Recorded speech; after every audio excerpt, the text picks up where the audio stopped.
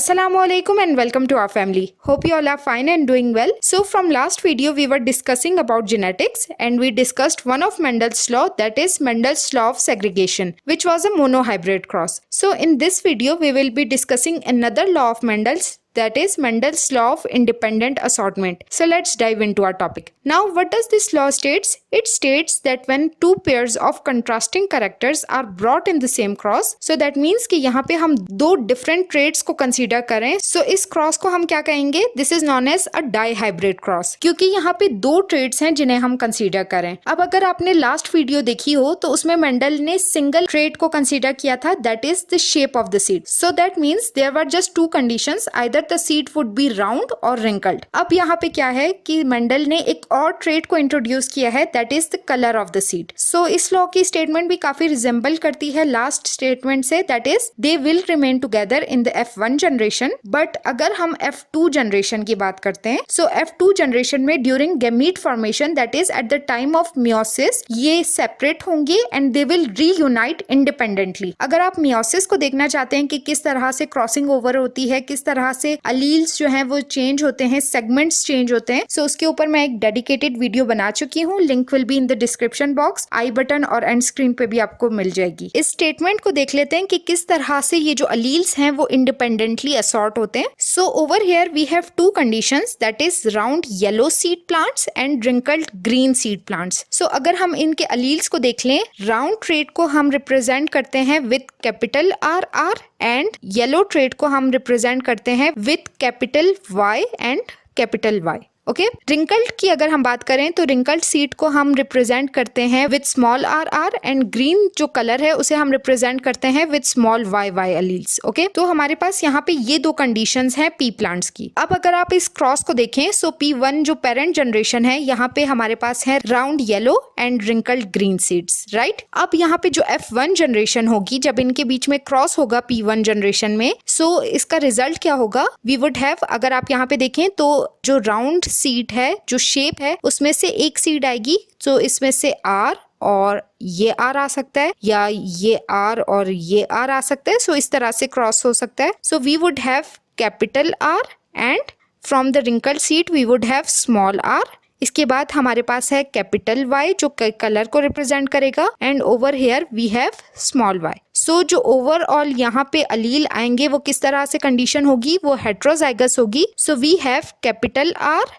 And small R and capital Y and small Y, right. अब यहाँ पे ये राउंड है और येलो है, सो ये किस चीज को शो कर रहा है? दैट मीन्स कि जो ये राउंड सीड है और जो येलो कलर है ये डोमिनेंट कंडीशन है over wrinkled and green seed. अब जो मेंडल का प्रीवियस लॉ है वो भी इस स्टेटमेंट को सपोर्ट कर रहा है, क्योंकि जो लास्ट कंडीशन थी जिसमें सिंगल ट्रेट लिया गया था, उस मोनोहाइब्रिड क्रॉस में भी roundness was dominant over wrinkledness, right. यहाँ पे भी अगेन जो राउंडनेस है वो डोमिनेंट है और जो येलो कलर है वो यहाँ पे डोमिनेंट कंडीशन है. अब जब यहाँ पे सेल्फ फर्टिलाइजेशन कराई गई F1 जनरेशन की, सो अब F1 जनरेशन है, सो दैट मीन्स कि यहाँ पे जो अलील्स हैं वो क्या है? Capital R small R, capital Y and small Y. यहाँ पे भी सेम वही है, capital Y and small Y. Okay, so अब ये यहाँ पे किस तरह से रीयूनाइट होंगे और किस तरह से इनके कॉम्बिनेशन बनेगा, ये मिलके बनाते हैं. अब यहाँ पे आप देखें तो हमें दो ट्रेड्स को कंसीडर करना है. एक तो हमारे पास हो गया शेप, दूसरा हमें कंसीडर करना है कलर को, राइट. सो यहाँ पर अगर आप देखें, so we have capital R and capital Y. अगर हम फर्स्ट अलील को देख लेते हैं दोनों ट्रेड्स में से, so over here we would have capital R and capital Y. इसके बाद यहाँ पे देखें we have capital R and small Y, right. So capital R and small Y. इसके बाद यहाँ पर हम देख लेते हैं सेकंड अलील को, so we have small R and capital Y and then again we have small R and capital Y and finally we have small R and small Y, right. ये यहाँ पे स्मॉल आर एंड ये वाला small Y. यहाँ पे भी same यही combination आएगा. We have capital R capital Y, then we have capital R with small Y, then small R capital Y and finally we have small R and small Y. So अब इसके combination किस तरह से बनेगी?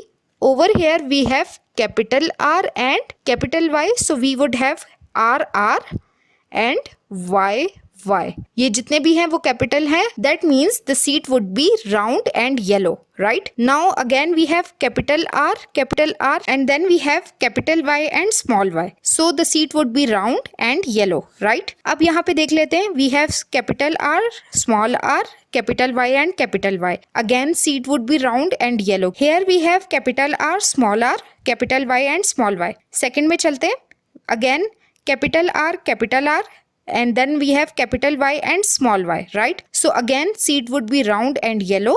इसमें देख लेते हैं second condition. So we have capital R, but we have small y and small y. So that means कि यहाँ पे जो seed है वो round तो होगी, लेकिन जो उसका color है वो yellow नहीं होगा. इसका color यहाँ पे कौन सा होगा? That would be green. Okay इसके बाद देख लेते हैं. We have capital R, small r, capital Y and small y. So again the seed would be round and yellow क्योंकि ये हेट्रोजाइगस कंडीशन है. Then we have capital R, small r and again we have small y and small y. अगेन यहाँ पे वही होगा कि seed जो है वो तो राउंड है क्योंकि यहाँ पे हेट्रोजाइगस कंडीशन है, लेकिन अगर हम कलर को देखते हैं तो colour is homozygous recessive condition, right? So यहाँ पे जो कलर होगा इसका वो क्या होगा? ग्रीन. ओके नेक्स्ट चलते हैं. We have capital R and small r, capital Y and capital Y. Again, seed would be round and yellow. Now next is capital R, small r, capital Y and small y. Okay, so the seed would be round and yellow. इसके बाद condition अगर आप देखें, so we have small r and small r, then we have capital Y and capital Y. So अगर आप यहाँ पे देखें, होमोजाइगस कंडीशन है दोनों ट्रेड्स की, लेकिन यहाँ पे अगर आप देखें, so we have two small r's, so that means it is homozygous recessive condition. So the seed would be wrinkled but yellow क्योंकि कलर जो है वो डोमिनेंट है. Finally we have small r and capital Y and small y. Again जो seed है वो wrinkled होगी but yellow होगी. सो लास्ट चलते हैं. We have capital R, small r, capital Y and small y. The seed would be round and yellow. Next again we have capital R, small r, but now we have two small y. So that means the seed would be round but green in color, right? We have small r and then we have capital Y and small y, right? So यहाँ पे जो seed है वो wrinkle होगी but ये yellow होगी color में. And finally we have two small r and two small y. So that is a pure homozygous recessive condition. So the seed would be wrinkled and green. अब अगर हम final result देख लें F2 generation का, तो कुछ offsprings हैं जो resemble करते हैं parent generation को, but we also have few intermediate forms, right? So जो यहाँ पे ओवरऑल रिजल्ट है वो कुछ इस तरह से. राउंड एंड येलो सीड्स कितनी है यहाँ पे? टोटल 9 है. Round and green are 3, wrinkled and yellow again 3 and wrinkled and green is 1. So इसका रेशो क्या बन रहा है? The ratio is 9:3:3:1. ओके अब इस रिजल्ट को मेंडल ने एक्सप्लेन किस तरह से किया था? He used a product rule. So product rule को समझने के लिए पहले probability को देख लेते हैं. What is probability? So generally it is a chance of an event to occur. That means कि अगर मैं आपको कोई सिंपल सी एग्जांपल दूं like flipping of a coin. अगर हम किसी कॉइन को फ्लिप करते हैं, so इस कॉइन को फ्लिप करने के दो इवेंट्स हो सकते हैं. पॉसिबल जो इवेंट्स हैं वो दो हैं, दैट इज हेड्स और टेल्स. सो अगर आप किसी भी कॉइन को फ्लिप करते हैं तो उसमें 50-50% चांसेस होते हैं. इसको हम कहते हैं प्रोबेबिलिटी कि या तो वहां पे हेड आएगा या फिर टेल आएगा. सो दैट मीन्स कि दो ही इवेंट्स हैं यहाँ पर. इसी तरह से अगर आप किसी डाइस को ले लेते हैं और उस डाइस को देखें, सो वहां पे 6 डिफरेंट इवेंट्स हो सकते हैं, 1 to 6, राइट? सो उसकी प्रोबेबिलिटी क्या होगी? 1/6. किस तरह से? क्योंकि यहाँ पे अगर आप एक डाइस को रोल करते हैं तो इसकी क्या प्रोबेबिलिटी है कि यहाँ पे 4 आएगा. सो दैट इज 1/6 क्योंकि जो टोटल इवेंट्स हैं वो 6 है, 1 to 6, और जो चांस है 4 आने का वो 1 है. इसी तरह से हम इसकी प्रोबेबिलिटी को अगर देख लें, सो यहाँ पर अगर हम देखें तो we have 2 separate events. That is the shape of the seed जो कि रिंकल्ड हो सकती है या राउंड हो सकती है, and then we have the colour of the seed that would be yellow और ग्रीन,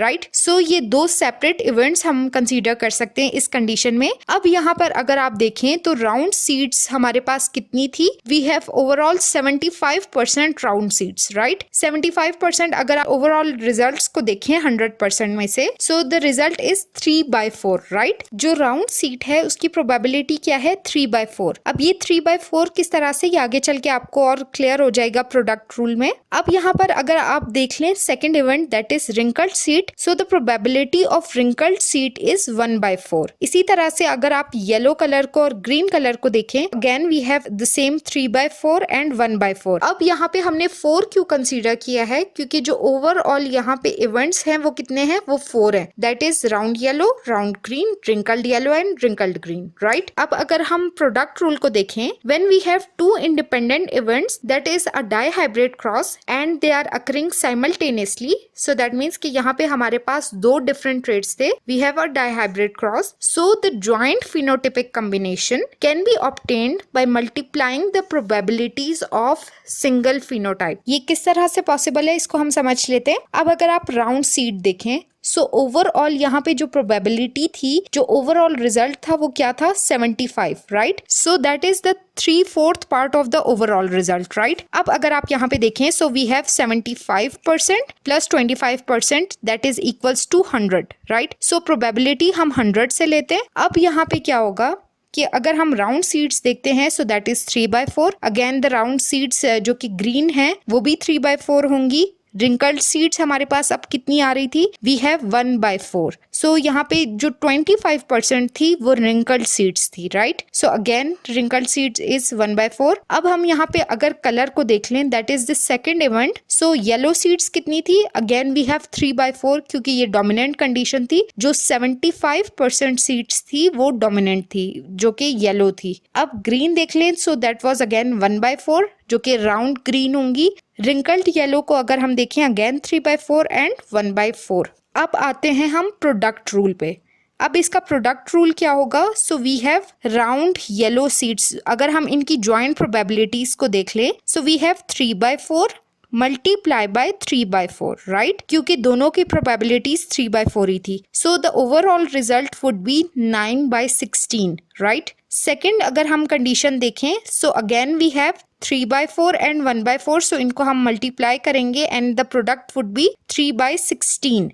सो रिंकल्ड येलो को अगर हम देखते हैं, सो दैट इज 1/4 मल्टीप्लाई बाय 3/4, क्योंकि जो येलो सीड्स हैं वो 3/4 थी। So the product would be 3/16, right? And then we have wrinkled seeds, that is 1/4 into 1/4, that is 1/16. So अगर आप यहाँ पे ओवरऑल इनका रेशो देखें, so इनका रेशो वही आ रहा है जो कि मेंडल की स्टेटमेंट थी, that is 9:3:3:1। अगर आपको प्रोडक्ट रूल में कोई कंफ्यूजन है तो आप मुझे कमेंट सेक्शन में बता सकते हैं। मैं इसके ऊपर एक और डेडिकेटेड वीडियो बना दूंगी जिसमें मैं डिफरेंट एग्जांपल्स के थ्रू प्रोडक्ट रूल को और प्रोबेबिलिटी को एक्सप्लेन करूंगी कि प्रोबेबिलिटी क्या होती है और हम डिफरेंट इवेंट्स में प्रोबेबिलिटी को किस तरह से चेक कर सकते हैं और मेंडल्स ने किस तरह से इस रूल को यूज किया था। प्लस अगर प्रोडक्ट रूल में कोई कंफ्यूजन है तो विद एग्जांपल्स में आप लोगों को और फर्दर एक्सप्लेन कर दूंगी कि प्रोडक्ट रूल को हम डिफरेंट कंडीशंस में किस तरह से यूज करते हैं with examples. So that's it for today. अगर कोई भी कंफ्यूजन है या कोई भी क्वेश्चन है तो आप कमेंट सेक्शन में मुझसे पूछ सकते हैं। वीडियो अच्छी लगी हो तो वीडियो को लाइक और चैनल को सब्सक्राइब जरूर कीजिएगा and do share it with your friends. Thank you so much.